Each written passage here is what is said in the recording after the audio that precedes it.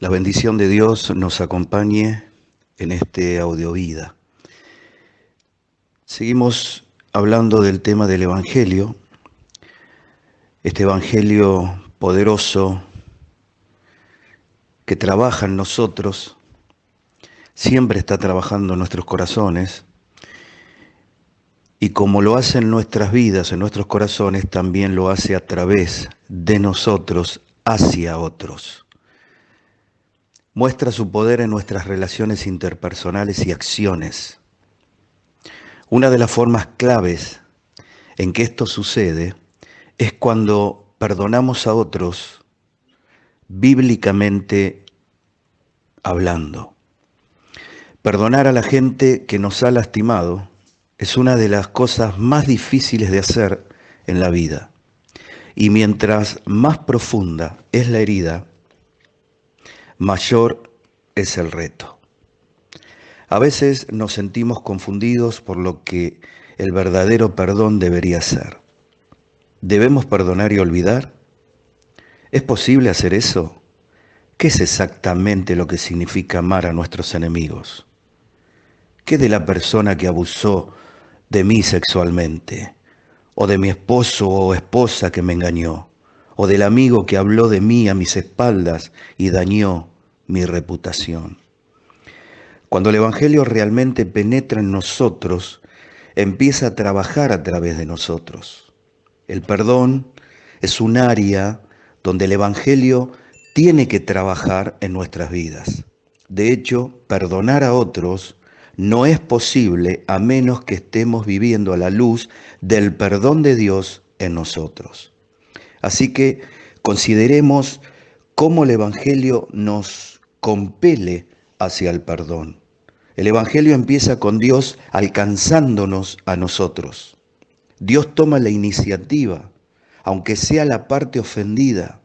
Él actuó para reconciliarnos en esta relación cuando aún éramos sus enemigos. Romanos 5:10 dice, porque si siendo enemigos fuimos reconciliados con Dios por la muerte de su Hijo, mucho más, estando reconciliados, seremos salvos por su vida. Nuestro pecado nos había separado de él, Isaías 59:2. Pero vuestras iniquidades han hecho división entre vosotros y vuestro Dios, y vuestros pecados han hecho ocultar de vosotros su rostro para no oír. Dios tenía todo el derecho de condenarnos, resistirnos y romper la relación, pero no lo hizo. En lugar de eso, nos alcanzó. Romanos 5:8, mas Dios muestra su amor para con nosotros en que siendo aún pecadores, Cristo murió por nosotros. Sin embargo, la reconciliación con Dios requiere de nuestro arrepentimiento. Al perdonar nuestro pecado, Dios extiende el ofrecimiento de la reconciliación, pero la reconciliación no está completa hasta que nos arrepentimos y recibimos su perdón por la fe, confiando en Él, confiando en su palabra. Ambas dinámicas se reflejan en 2 de Corintios capítulo 5, versículos 19 y 20. Dios estaba en Cristo, reconciliando consigo al mundo, no tomándoles en cuenta a los hombres sus pecados, y nos encargó a nosotros la palabra de la reconciliación. Así que somos embajadores en nombre de Cristo, como si Dios rogase por medio de nosotros. Os rogamos en nombre de Cristo, reconciliaos con Dios. La Escritura le da todo el crédito, toda la gloria y toda la alabanza a Dios por nuestra salvación, porque es solo por su buena iniciativa que somos capaces nosotros de responder a Dios. En Efesios capítulo 2, versículos 8 y 9, dicen esto, porque por gracia sois salvos, por medio de la fe, y esto no de vosotros, pues es un don de Dios, no por obras, para que nadie se gloríe. Cuando habla de don de Dios, habla de regalo de Dios. Entonces, por regalo de Dios, por don de Dios, es que nosotros recibimos la salvación. No nace del hombre, no nace de nosotros, nace de Dios la salvación. Pero nuestra respuesta de arrepentimiento y fe es esencial para que esa salvación la podamos vivir y sea práctica en nuestra vida. La salvación no es universal. Solo aquellos quienes se arrepienten y reciben el buen ofrecimiento de Dios serán reconciliados con Él. Así que podríamos resumir el perdón de Dios de esta manera. Alcanzándonos, Dios nos invita y nos capacita para alcanzarlo.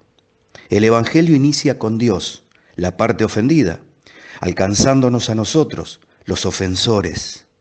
Él cancela nuestra deuda y abre una oportunidad de reconciliación. Si reconocemos nuestro pecado y nos arrepentimos, somos reconciliados con Dios y podemos experimentar el gozo y el deleite de nuestra relación con Él. ¿Qué significa entonces que podemos perdonar a otros como Dios nos ha perdonado? Efesios 4:32. La Biblia manda esto: antes, sed benignos unos con otros, misericordiosos, perdonándoos unos a otros, como Dios también os perdonó a vosotros en Cristo. Antes de que hay que ser benignos. ¿De qué hay que, antes de qué? Dice ser benignos.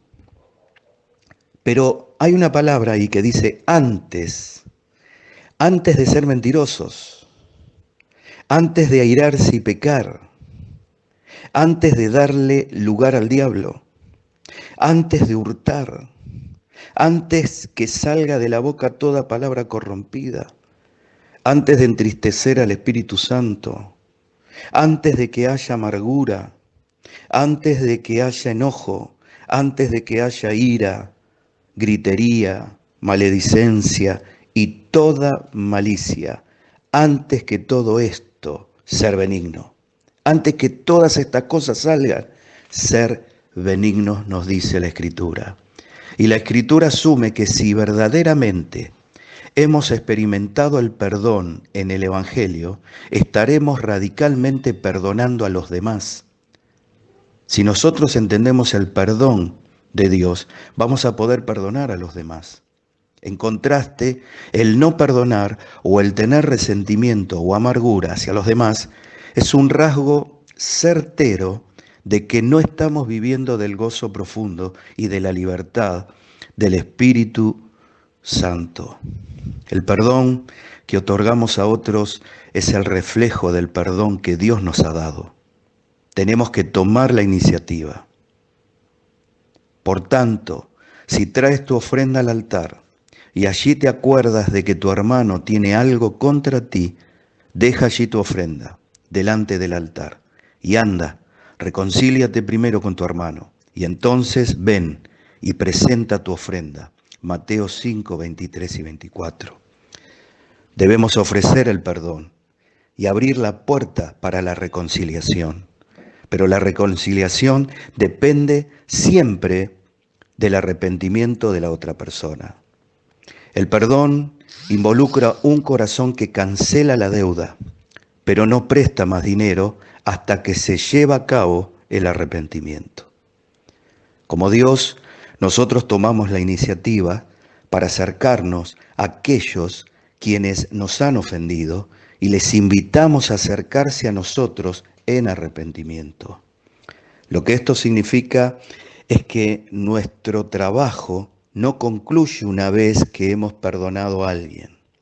El deseo de nuestro corazón no es simplemente perdonar la ofensa, es en última instancia ver a la otra persona reconciliada con Dios y reconciliada con nosotros. Si no, no es un verdadero perdón. Queremos ver destruido el poder del pecado sobre la persona. Nosotros no podemos hacer que esto suceda, pero sí podemos orar por ello, anhelarlo y recibirlo. ¿Dónde encontramos el poder para hacer esto? Después de todo, el solo hecho de perdonar a alguien que nos ha herido profundamente es lo suficientemente difícil. ¿Cómo encontramos la gracia y la fuerza para anhelar la restauración? Evidentemente la respuesta es el Evangelio de Jesucristo. El Evangelio no solo nos muestra cómo perdonar, también nos imparte el poder para perdonar. Cuando decimos, no puedo perdonar a esta persona por lo que me hizo, estamos diciendo, el pecado de esa persona es más grande que el mío. La conciencia que tenemos de nuestro propio pecado es muy pequeña, mientras que la conciencia que tenemos del pecado de otros es enorme. Nuestro sentimiento más profundo es que nosotros, si merecemos ser perdonados, sí merecemos ser perdonados, pero la persona que nos ha ofendido no merece ser perdonada. Estamos viviendo con una perspectiva estrecha de la santidad de Dios, con una perspectiva estrecha de nuestro propio pecado y con una perspectiva estrecha de la cruz de Jesús.